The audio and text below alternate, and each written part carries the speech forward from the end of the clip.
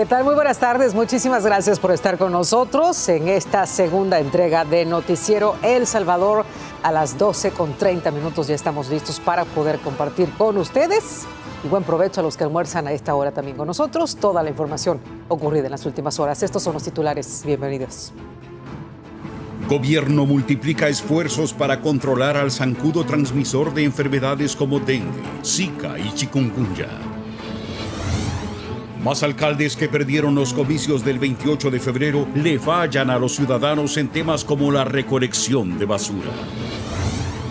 Salud mantiene el paso en la vacunación contra el COVID-19 entre personal de seguridad, inmunizando a la fecha más de 13,000 elementos.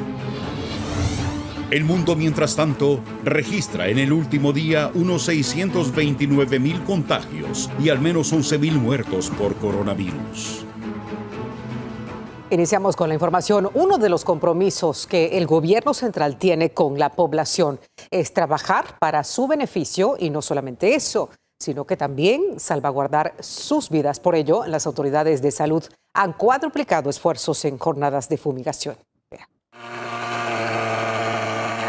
Al parecer, a los alcaldes salientes lo único que les ha importado siempre son sus propios intereses y lo han demostrado al no querer implementar medidas para prevenir enfermedades como el dengue, zika y chikungunya. Ante ello, el presidente Nayib Bukele ordenó al Ministerio de Salud cuadruplicar esfuerzos para que en aquellas zonas donde los alcaldes no quieren cumplir con sus responsabilidades no sea la población quien sufra las consecuencias. El gobierno prepara un plan para el combate contra los zancudos que hará efectivo en diferentes puntos del país, con jornadas de fumigación y eliminación de criaderos de zancudos, enfermedades que en gobiernos anteriores han causado la muerte de cientos de salvadoreños. Las autoridades de salud han reportado que el año pasado no hubo fallecimientos a causa de las enfermedades derivadas del zancudo, y en lo que va de este año tampoco se reportan letalidades. Pero tras buenos resultados, se continúan con acciones y jornadas intensas de fumigación para brindar mayor protección a los ciudadanos. Cabe destacar que no solo con esta enfermedad se han obtenido buenos resultados por las diferentes acciones ejecutadas, sino que también el año pasado la Organización Mundial para la Salud declaró a El Salvador libre de malaria o paludismo, y el tercero en América Latina. Ana Yancy Ábrego, Noticiero El Salvador. Y más información sobre este tema. Una jornada de fumigación llegó hasta la colonia Los Conacastes, esto en Soyapango, con el objetivo de prevenir enfermedades como el zika, el chikungunya y también el dengue. Vea. Sí, del Ministerio de Salud. Sí, pues andamos abatizando y fumigando. Bueno. Casa por casa, los promotores del Ministerio de Salud anunciaban la llegada de los equipos de fumigación, los cuales fueron muy bien recibidos por la población. Bien, porque en realidad nosotros aquí no tenemos los recursos para estar pagando cada vez fumigaciones, ¿verdad? Y como tanto niño que hay aquí, por lo menos aquí con la zona verde se hace bastante zancudo, ¿verdad? No, está excelente. Las acciones ahora se han intensificado y los equipos hacen un mayor esfuerzo por darle cobertura a todas las zonas, ante el nulo interés por parte del edil saliente. Solo cuando es campaña es que ellos quieren y ofrecen todo. Si usted puede ver atrás de nosotros hay un montón de basura, eso también es foco de infecciones que deberían de hacerlo ellos. Pero si no lo hacen ellos, tiene que haber alguien siempre que tiene que hacerlo y se les agradece al Ministerio de Salud. Los habitantes de la colonia Los Conacastes en Soyapango además recibieron abate para colocar en las pilas y zonas que sirven como criaderos de zancudos. En zonas urbanas altamente pobladas como lo que es Soyapango, donde viven 284,000 personas, es importante realizar este tipo de acciones de prevención porque ataca lo que es el vector. Las jornadas continuarán todos los días para cubrir a la mayor población posible y evitar las enfermedades transmitidas por el zancudo, que mediante una picadura puede desencadenar el virus del zika, chikungunya o dengue. Isabel Ramos, Noticiero El Salvador. También una jornada de fumigación se realizó en el Hospital de Neumología y Medicina Familiar Saldaña, ubicado en los Planes de Renderos. Las autoridades del hospital informaron que es parte de una campaña para destruir los criaderos de zancudo que emite diferentes tipos de enfermedades. La época de verano en la que nos encontramos es cuando generalmente se reporta un aumento en los casos de dengue, dice el director del Hospital de Neumología. Por eso es importante prevenir y destruir criaderos de zancudos. El Ministerio de Salud ha iniciado una jornada de fumigación, la cual se hizo en los alrededores del hospital y al interior. Por lo tanto, el Ministerio de Salud, en coordinación con la presidencia, ¿verdad?, han determinado que esta estrategia debe darse a nivel nacional y sobre todo pues apoyar en este momento a los hospitales, a los centros de salud, lo cual nos parece como Hospital Saldaña algo muy bueno. Según el director, hasta la fecha han tenido algunos casos sospechosos de dengue. Hay un par de casos que se han atendido como sospecha, ¿verdad? Sin embargo, no está determinado un repunte, digamos así, no está definido. Pero siempre estamos alertas. Hizo el llamado a los salvadoreños para que pasen consulta ante síntomas de posible dengue, Zika o Zika. Como médicos siempre recomendamos a la población que no se automediquen, ¿verdad? Lo idóneo siempre es consultar a su centro de salud más cercano. Las jornadas se mantendrán en diferentes zonas del país para combatir al zancudo transmisor. Víctor Hernández, Noticiero El Salvador. Y mire, por cierto, las autoridades de salud reportan una disminución considerable de los casos sospechosos de dengue, chikungunya y Zika, de acuerdo con el boletín epidemiológico semana 10, es decir, de 7 al 13 de marzo se están reportando 569 casos sospechosos de dengue, 14 casos sospechosos de chikungunya y 28 casos sospechosos de Zika. En el mismo periodo de 2020, se contabilizan 1.886 casos sospechosos de dengue, 31 de chikungunya y 78 de Zika. Y en otros temas, la falta de recolección de basura sigue siendo un dolor de cabeza para los pobladores de Apopa. Además, denuncian que la actual administración municipal ha realizado cobros excesivos y sin prestar el servicio de recolección de desechos. Pero para conocer más, vamos a enlazarnos con la periodista Claudia Chicas, quien está justamente en el municipio de Apopa, San Salvador, y nos tiene los detalles. Adelante, Claudia. Un gusto, compañeros, saludarles desde Apopa. Justamente estamos desde Jardines de Madre Tierra, donde, como ustedes pueden evidenciar, problemas de basura.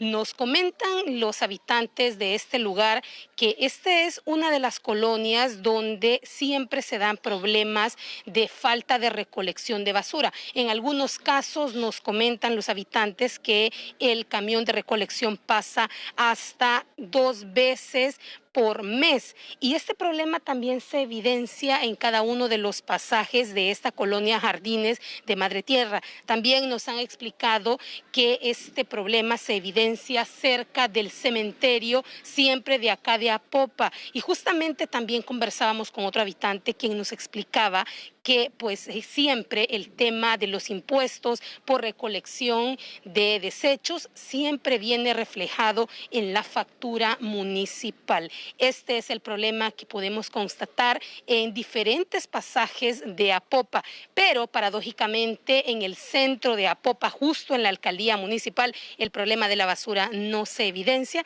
pues está frente a la administración municipal de este lugar. Hasta acá con este informe, compañeros. Más detalles usted los podrá observar en nuestro noticiero estelar. Buenas tardes.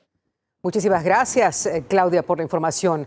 Y también en otros asuntos, la alcaldía de Apastepec en San Vicente amaneció este viernes sin energía eléctrica debido a una deuda con la empresa distribuidora. Según los empleados al interior de la comuna, han instalado una planta de energía para suministrar el servicio a las principales áreas. Recordemos que el pasado 18 de marzo, alrededor de 150 trabajadores protestaron por incumplimiento en el pago de salarios de al menos 4 meses. En los últimos días, luego de la derrota electoral del pasado 28 de febrero, varias municipalidades han experimentado problemas por la falta de pago de salarios, recolección de basura y por el pago de servicios. El ministro de la Defensa, René Merino Monroy, informó que la tendencia delincuencial se mantiene a la baja respecto al mismo periodo de 2020. La efectividad del Plan Control Territorial ha permitido disminución de homicidios y también de otros delitos. A esta fecha, nosotros llevamos menos homicidios desde enero a la fecha todavía que el año pasado, que el año 2020. Y el año 2020, comparado con el año 2019, fue una cifra abismal la diferencia en la reducción que se tuvo. Y más de 60 millones de dólares en droga han sido confiscados por el gobierno del presidente Nayib Bukele desde junio de 2019 hasta el día de hoy. Los datos muestran la efectividad del Plan Control Territorial. Desde que inició esta gestión del gobierno del presidente Nayib Bukele, hemos incautado unos 67 millones de dólares en droga provenientes del narcotráfico nacional e internacional. Se trata de una cifra sin precedentes en un periodo similar, informó el ministro de Justicia y Seguridad, Rogelio Rivas. Policías y militares han fortalecido las acciones en la lucha contra el narcotráfico y otros delitos de alto impacto. A la fecha se contabilizan 38 días sin homicidios en el país durante la actual administración presidencial. Una cifra que reafirma el compromiso que tenemos con el pueblo salvadoreño, hacer de este un país más seguro para todos. En ese camino seguiremos con ímpetu, con fuerza y trabajo honesto, reiteró el titular de la Seguridad Pública. Los logros alcanzados han sido reconocidos durante los 22 meses de gestión presidencial por la comunidad internacional. Incluso Estados Unidos redujo su alerta de viaje para El Salvador. En el pasado, el territorio nacional era conocido como la capital mundial del asesinato. Asimismo, Estados Unidos también ha respaldado por medio del Comando Sur las acciones estratégicas de la Fuerza Armada y tiene a El Salvador entre sus socios claves en materia de combate al tráfico de drogas en la región. La estrategia de seguridad puesta en marcha desde el 20 de junio de 2019 ha provocado la reducción de la migración ilegal de los salvadoreños hacia Estados Unidos y la población ya no está considerando la idea de abandonar su país y su entorno familiar. Wendy Hernández, Noticiero El Salvador. Los diputados Juan José Martel y Gustavo Escalante cuestionaron la postura de legisladores opositores que han pedido al ministro de Hacienda que pague la planilla completa de la Asamblea sin indagar el pago a plazas fantasma. De acuerdo a estimaciones del ministro de Hacienda, son aproximadamente 75 millones de dólares que salen de recursos públicos para pagar a más de 1,000 personas que no prestan ningún servicio en la Asamblea. Vea. Cerca del 50% de las plazas en la Asamblea Legislativa son fantasmas y aunque la Fiscalía aún no revela los hallazgos del allanamiento al Palacio Legislativo, el ministro de Hacienda, Alejandro Zelaya, ha informado que del total de la planilla, 75 millones de dólares es el costo que los salvadoreños pagan por mantener empleos a personas que no laboran. El titular de Hacienda se desliga de responsabilidad patrimonial y señala al presidente de la Asamblea y la Junta Directiva por posibles delitos. Los diputados Juan José Martel y Gustavo Escalante coinciden con el funcionario y sostienen que ese dinero pudo invertirse en otros rubros más necesarios. En ese sentido, positivo, muy buena la actitud del ministro de Hacienda. Yo lo felicito. 75 millones... también es el costo del Hospital El Salvador, si no me equivoco. Y el Hospital El Salvador hasta el día de ahora creo que lleva más de 4,000 vidas de salvadoreños que ha logrado recuperar. Según estos legisladores, las irregularidades en las contrataciones caen sobre los hombros de los diputados, quienes deberán darle explicaciones a la población. Ellos son los que al final tienen la responsabilidad administrativa. Yo siempre señalé, tenemos una junta directiva que concentra demasiado poder, demasiadas funciones, y tener demasiado poder es responsabilidad. Y ahora tendrán que enfrentar, por lo tanto, la responsabilidad que les corresponde. Ante la postura de los partidos de oposición para exigir al ministro de Hacienda que pague la planilla completa y que después se determine o se investigue si se está dando dinero a plazas fantasmas, los legisladores consideran que Arena y el FMLN buscan justificar las irregularidades. Una reacción, en primer lugar, totalmente defensiva y, en segundo lugar, tratando de justificar lo que todos sabemos que no es cierto y tratando de minimizar un problema que es definitivamente grave. ¿Cómo les duele el tema de que no les paguen su salario? Pues, a pesar de que muchos de ellos creo que solo han llegado a dañar a la población, a la Asamblea Legislativa. Le repito, Gustavo Escalante además adelantó que los diputados pretenden adelantarse el bono que reciben cada 6 meses antes de finalizar la legislatura. Tatiana Funes, Noticiero El Salvador.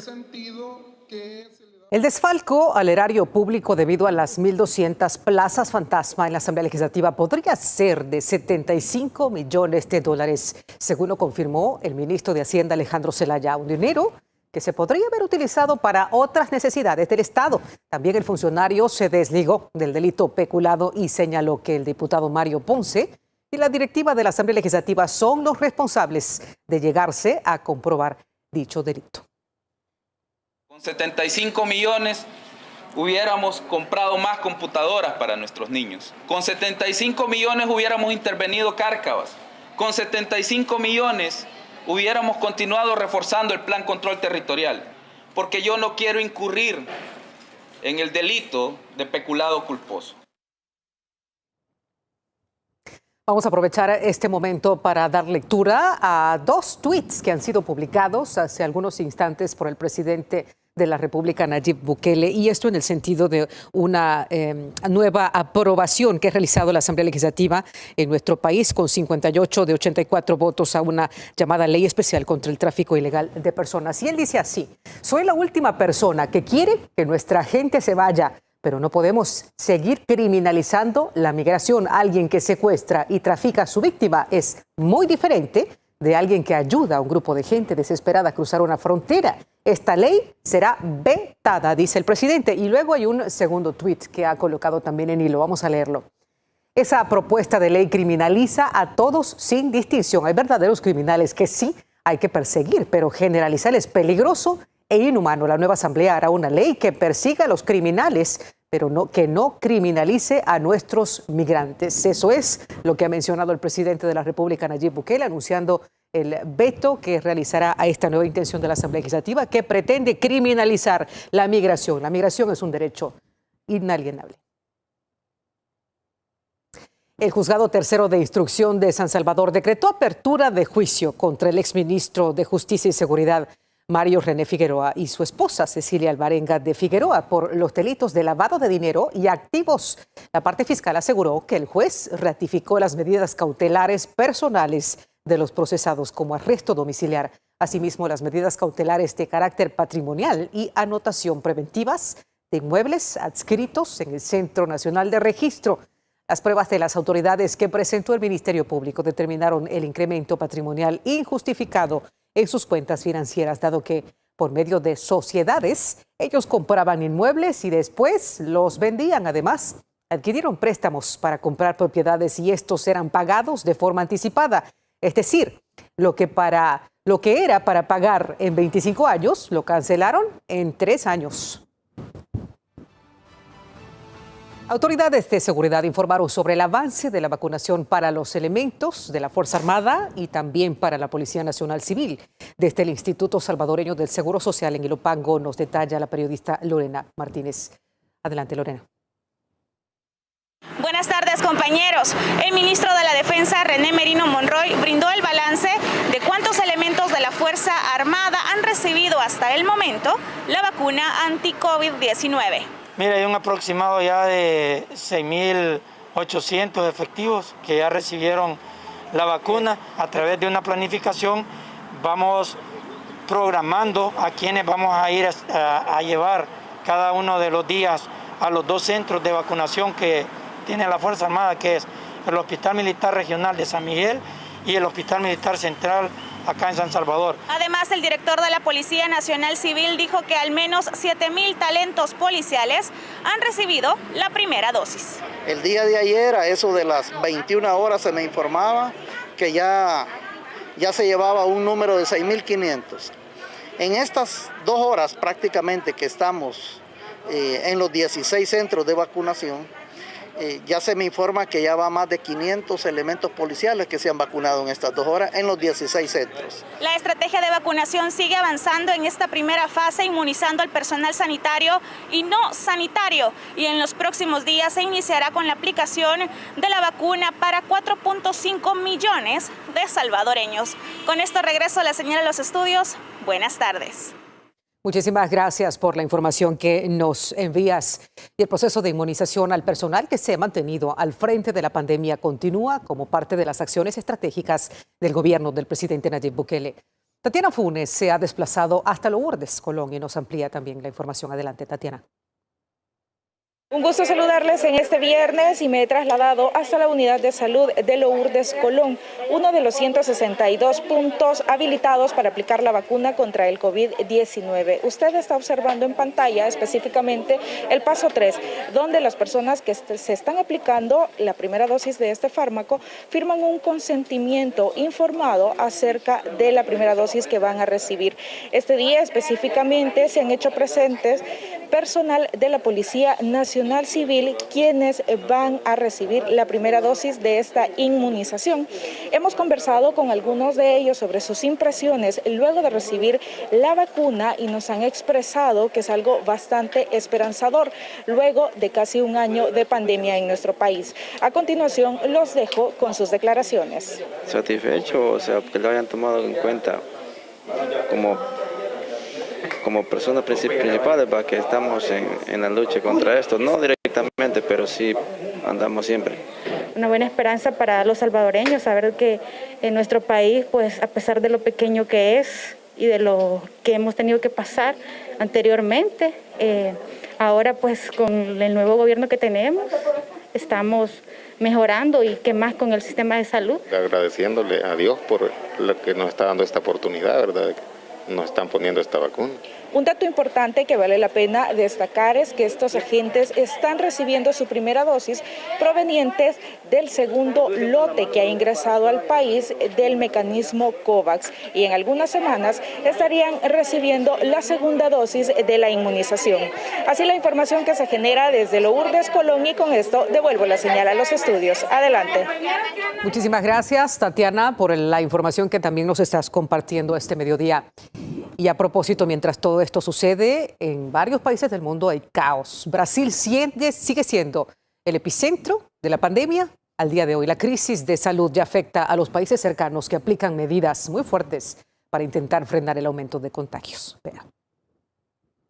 El mundo registró 10.884 muertos en el último día y 629.000 contagios, siendo Brasil el país que más decesos registró, con 2.777 casos. La crisis sanitaria por COVID-19 en el gigante suramericano impacta a sus vecinos, que ya ven sus hospitales colapsados. Por ello, Chile decidió confinar a más del 80% de su población y en Paraguay se aplicará la misma medida para Semana Santa, mientras Argentina prohibió los vuelos desde Chile, Brasil y México. A propósito de la nación azteca, expertos aseguran que la tercera ola de contagios es inevitable, mientras las muertes siguen en aumento y alcanzaron un total de 200.211 desde el inicio de la pandemia. En Estados Unidos murieron 1.249 personas y 67.943 dieron positivo a coronavirus en el último día. California lidera la lista de estados más afectados con más de 58.000 decesos. Italia registró en 2020 un número de muertes récord desde la Segunda Guerra Mundial debido a la pandemia. El total de muertes alcanzó los 746.146, con un aumento de más de 100.000 en comparación con los promedios registrados entre 2015 y 2019. En Francia, el gobierno anunció que 3 departamentos más se unen a un confinamiento que pretende bajar la presión en los hospitales ya saturados. En el país, más de 27.000 personas están ingresadas y 4.709 están en la unidad de cuidados intensivos.